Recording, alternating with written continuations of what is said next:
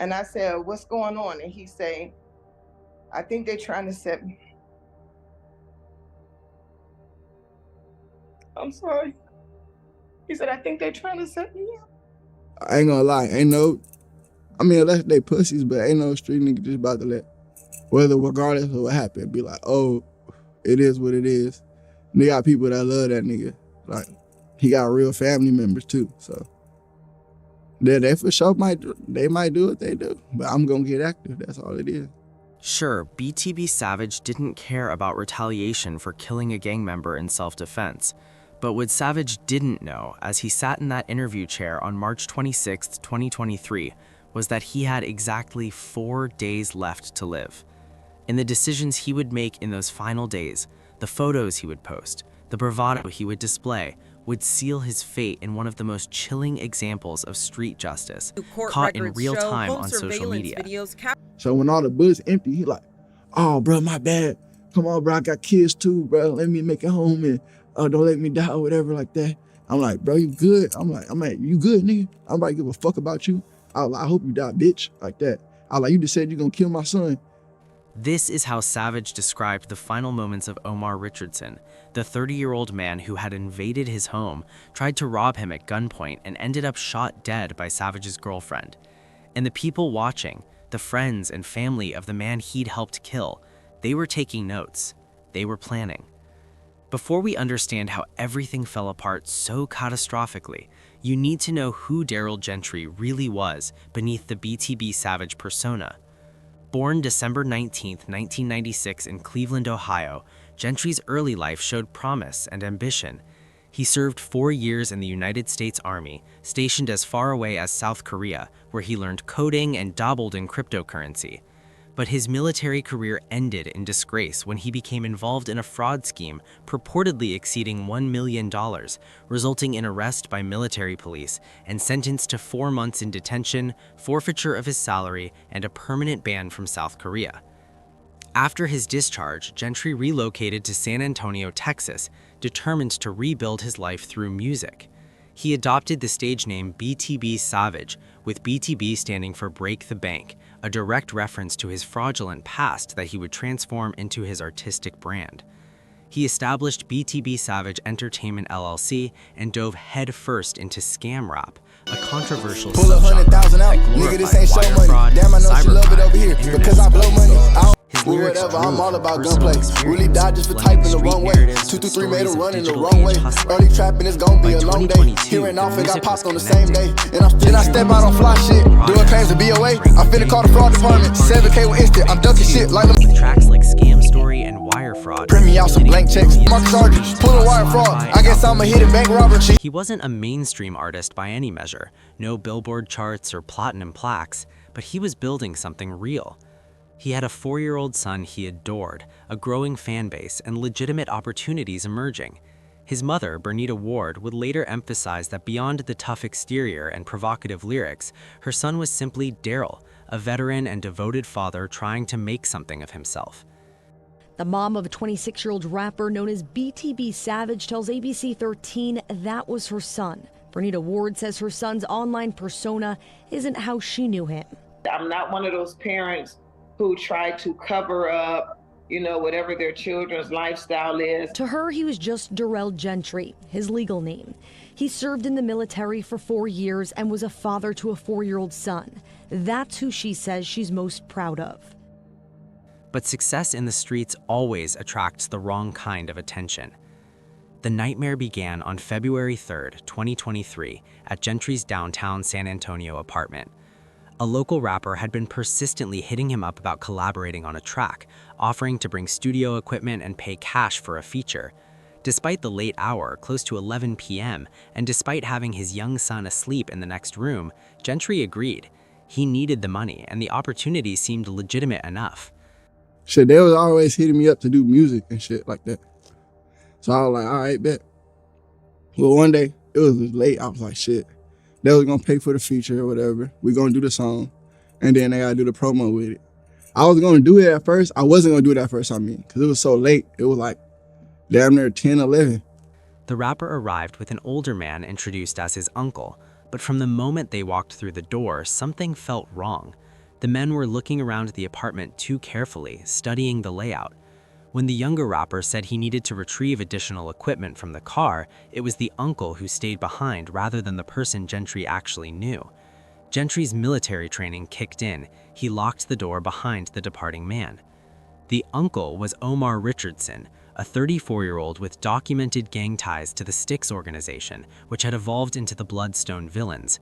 And he hadn't come to make music. He'd come to rob. I'm like, yeah, this one, while I'm looking down like that, that's when he upped the pole on me. And he like, oh yeah, run that. And he had a distance though. And I'm like, man, you got me fucked up. I ain't running shit. So, and he was like, shit, if you don't run that, I'm gonna blow you. What happened next was pure chaos and violence. Richardson pulled a gun and demanded Gentry's jewelry, specifically targeting his watch and chain, but Gentry refused to comply.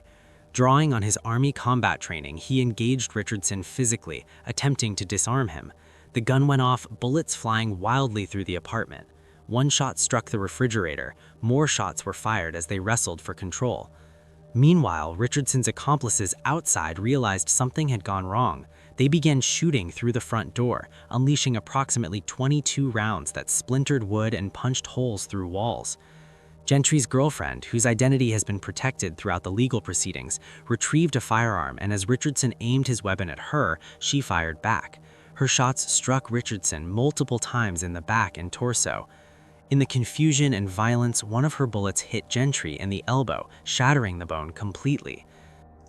She shoot me in my elbow and instantly break. I'm like, fuck, you just shot me, bitch, what the fuck? Richardson collapsed, mortally wounded. Despite his pleas for mercy, claiming he had children and begging not to die, Gentry showed no sympathy and shot him multiple times. San Antonio Police Department arrived to find Richardson dead at the scene and Gentry with a severely damaged arm. After a thorough investigation that included reviewing witness statements, ballistic analysis, and the physical evidence scattered throughout the bullet-riddled apartment, authorities ruled the shooting justifiable homicide under Texas Penal Code Section 9.32. No charges were filed against Gentry or his girlfriend. Legally, they were completely in the clear. But the streets don't operate on legal principles. The streets operate on blood for blood. Almost immediately, threatening messages began flooding Gentry's Instagram. Richardson's family and associates made their intentions clear. They would kill Gentry's family, make his mother cry, and harm his son. Ward, Gentry's mother living in Las Vegas, saw the messages and immediately urged her son to leave Texas. But Gentry had other plans. His music career was finally gaining real momentum. He just connected with Moneyman, an established rapper who was showing serious interest in signing him. Moneyman had taken him to Rolling Loud, put him on stage, and was discussing contracts. This was the break Gentry had been working toward.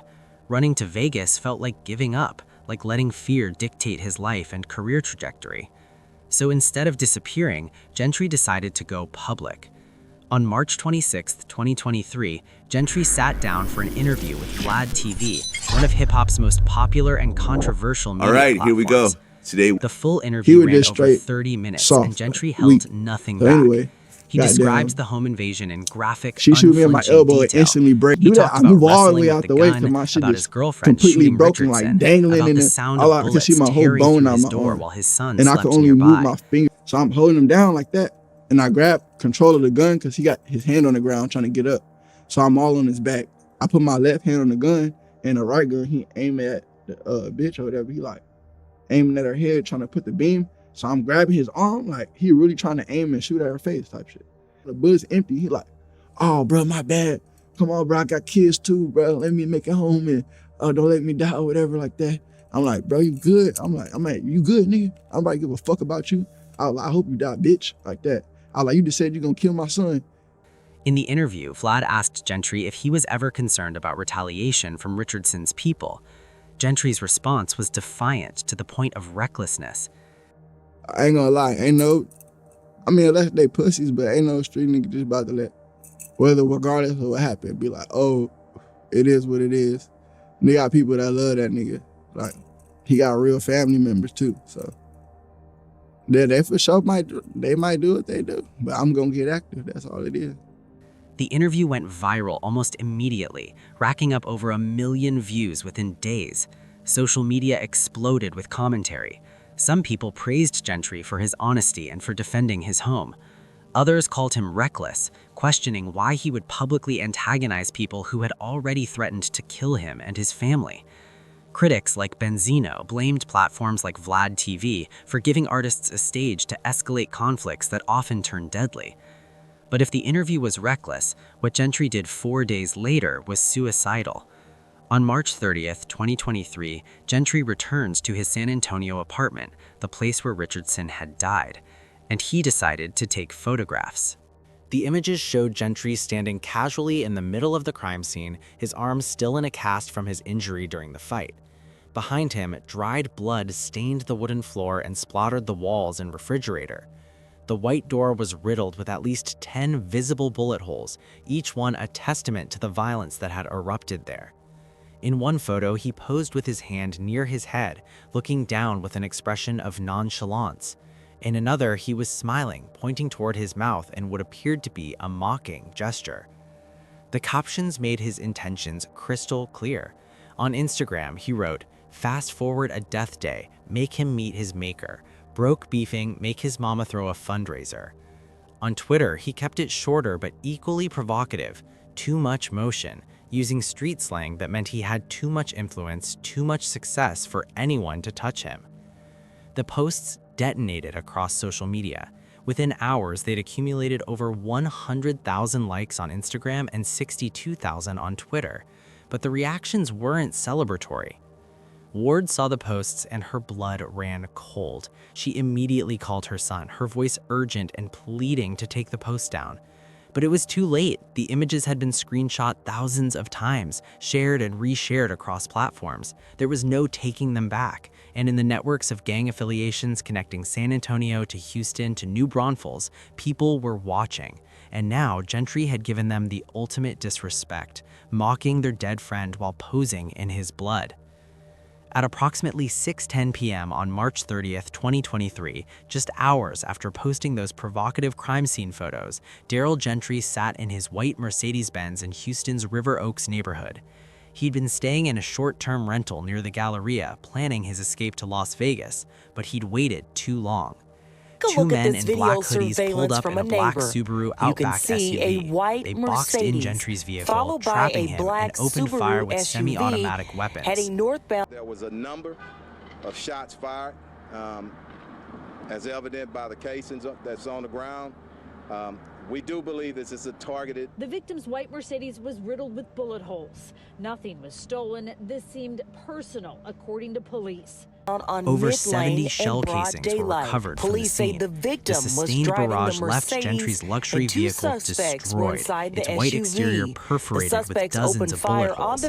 Gentry suffered multiple gunshot wounds and was pronounced dead at the scene. The speed of the retaliation stunned observers. Social media erupted with comments noting it might be a world record for how quickly revenge was exacted. Gentry posted the photos around midday. By early evening, he was dead. The message was clear and brutal. You can mock the dead, but the living will make you join them. This pattern of social media provocation leading to swift retaliation wasn't unique to BTB Savage. Just over a year later, another rapper would follow an eerily similar path to death, and his case offers crucial context for understanding the deadly dynamics at play. Charles Andrew Jones III, known as Julio Foolio, was a 26-year-old rapper from Jacksonville, Florida, deeply embedded in a gang war between his 6-Block crew and rivals ATK and 1200.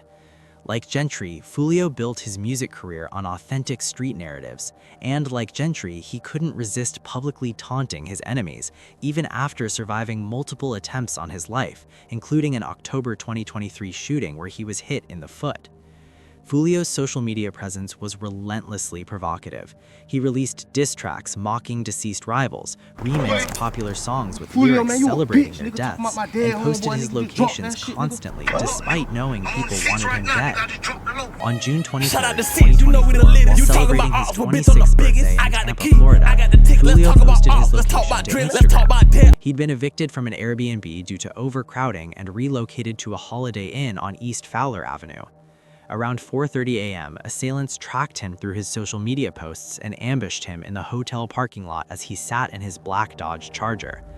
2 suspects fired AR-style rifles equipped with brass catchers to collect shell casings, while a third used a pistol converted to automatic fire.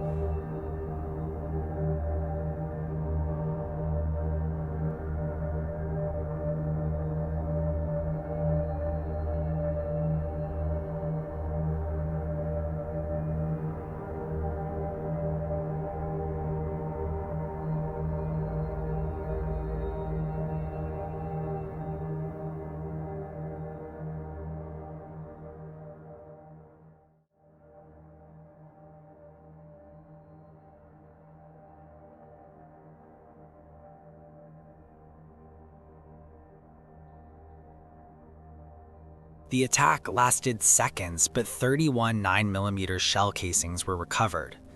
Foolio was struck multiple times and pronounced dead at the scene. 3 others in nearby vehicles were wounded, but survived. The parallels to BTB Savage's murder are striking and disturbing. Tampa police and Jacksonville Sheriff's Office quickly identified 5 suspects in Foolio's murder: Isaiah Chance, Alicia Andrews, Sean Gothright, Rashad Murphy, and Davion Murphy. The investigation revealed that rivals from ATK and 1200 had collaborated specifically to target Foolio, with evidence including matching shell casings from prior shootings, surveillance footage, cell phone data, and incriminating text messages. One message sent after the killing read, "I'm coming home, my thirst is quenched. Pop a bottle of Don Julio today," a chilling reference to Foolio's name and the satisfaction of revenge. In October 2025, Alicia Andrews was convicted of manslaughter, though on a lesser charge than premeditated murder. Her role had been as lookout and tracker, helping coordinate the attack. Trials for the other suspects are scheduled for April 2026. Davion Murphy remains at large. Open the car door! Let me see your hands! Step on out! Step on out! Look away! Back up to the sound of my voice. Yep. Stop right there. Lift your shirt up. Turn. Do a 360. What? Just listen to us. We'll talk about it. Keep going. Keep going. Turn. Turn. Now walk back to the sound of my voice. Come on. Keep coming. Keep coming. Keep coming. Keep coming. Keep coming. Keep coming. Keep coming. Keep coming. Walk back to me. Hands behind your back.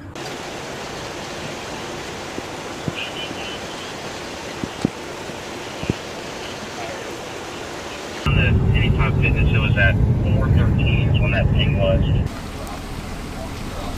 Isaiah Chance, this is the Jacksonville Sheriff's Office. We are in your front driveway. We have a warrant for your arrest. Come to the front door with nothing in your hands. We are not going away. We're headed your way to a...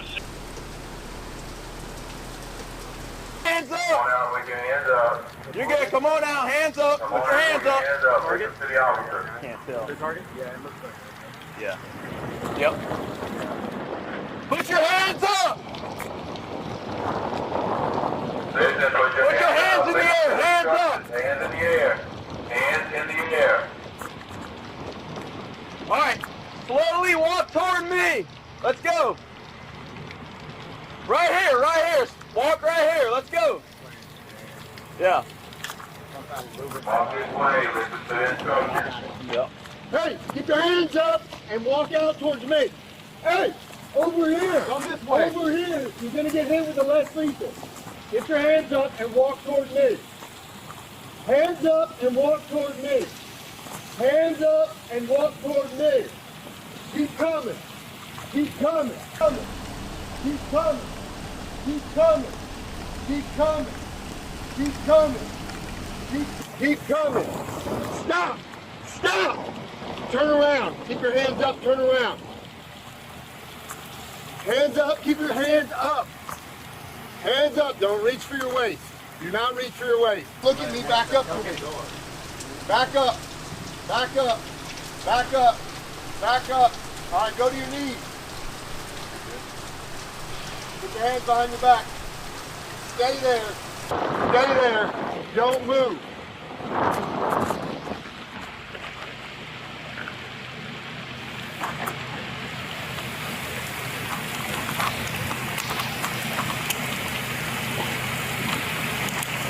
Isaiah? Isaiah? Stand up. Isaiah Chance, right? Both suspects in custody, is Andrews there or no?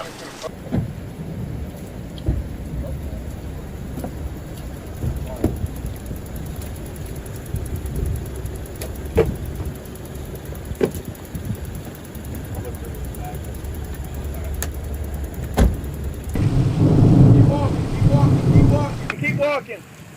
Keep walking. Now turn around. Put your hands behind your back.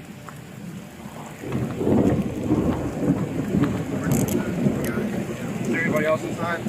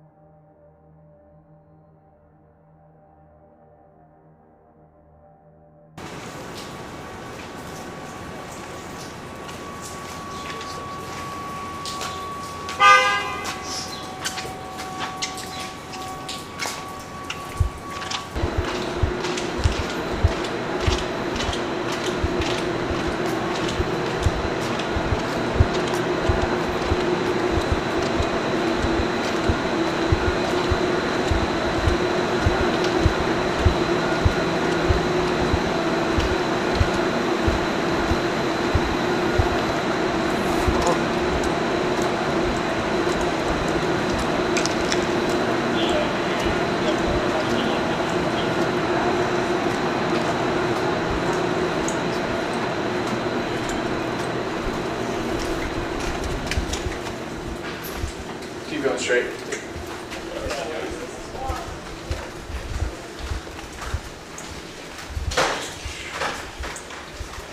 What are we doing? But while justice moves forward in Foolio's case, BTB Savage's remains in legal limbo, highlighting how slowly the system processes these tragedies, even when evidence seems overwhelming. The Houston Police Department's investigation into Gentry's murder focused on Montrell Leonard Burley, a 40-year-old documented Bloodstone Villains gang member who was Omar Richardson's close friend. The evidence was damning. Burley had rented the block Subaru Outback from an Avis location in San Antonio on March 26th, the same day Gentry's Vlad TV interview dropped online. License plate readers tracked the vehicle, swapping plates from Florida tags to those stolen from a Harris County Kia before traveling east on Interstate 10 toward Houston. Cell tower data placed Burley's phone near Gentry's Houston location for hours on March 29th and throughout March 30th. Culminating at the shooting scene around 6 p.m. The digital trail was precise and damning. Investigators were able to identify one of the suspects who is still on the run by using fairly new technology. Cameras like this one are what Houston police used to identify a suspect in a deadly shooting near River Oaks on March 30th, where Daryl Gentry was killed, a rapper known on social media as BTB Savage. We do believe this is a targeted incident. Police later identified 40-year-old Montrell Burley as one of the suspects. New court records show home surveillance videos captured the car the suspects were driving on mid-lane at the time of the shooting. Then they used license plate readers to track the suspect's vehicle, a black Subaru near Westheimer and West Loop and near Ridgely and Wirt Road, and outside of Houston, westbound on I-10 in Fayette County going towards San Antonio. Investigators also used Burley's cell phone to track where he was the night of the homicide. The motive, according to court records, revealed Gentry was involved in the shooting death of a man in San Antonio during an attempted robbery. Investigators say it was justified and no charges were filed. The man who was killed was allegedly friends with and part of a gang with Burley. No mother should ever feel this pain. No mother should ever have to bury her child. Gentry's mother told KHOU 11 her son believed people wanted to retaliate against him after he talked about the San Antonio shooting online. And I said, what's going on? And he said, I think they're trying to set me. I'm sorry. He said, I think they're trying to set me up. At this on video March surveillance 31st, from a New neighbor. Braunfels SWAT executed a search warrant on the Mercedes, Subaru near followed Burley's by home. a black A traffic Subaru stop SUV yielded a shell casing heading matching northbound those from on the Houston mid-lane murder in scene, broad along with daylight. drugs, Police say a the semi-automatic victim was pistol, driving the ammunition, and SUV. blue latex The suspects gloves. opened fire. Burley initially claimed he'd loaned the car and hadn't been in Houston, but his fiancée contradicted him. When pressed, he invoked his right to an attorney. Burley was charged with first-degree murder on April 7, 2023, and surrendered on April 11th. Bond was set at $1 million due to his extensive criminal history, gang affiliations, and the fact that he'd traveled 200 miles to commit what prosecutors called premeditated gang retaliation.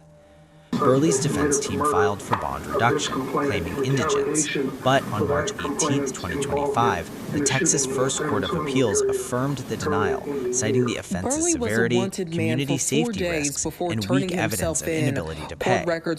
As of today, Burley remains in Harris County Jail awaiting trial. No verdict has been reached. A second suspect remains unidentified. Ward has become a voice against the cycles of violence that took her son.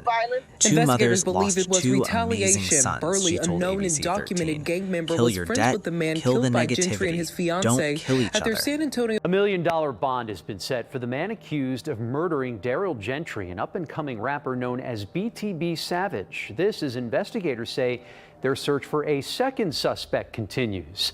KPRC2's Sabira Rayford is live outside of the Harris County Jail with a mother's plea for change. Sabira, good morning.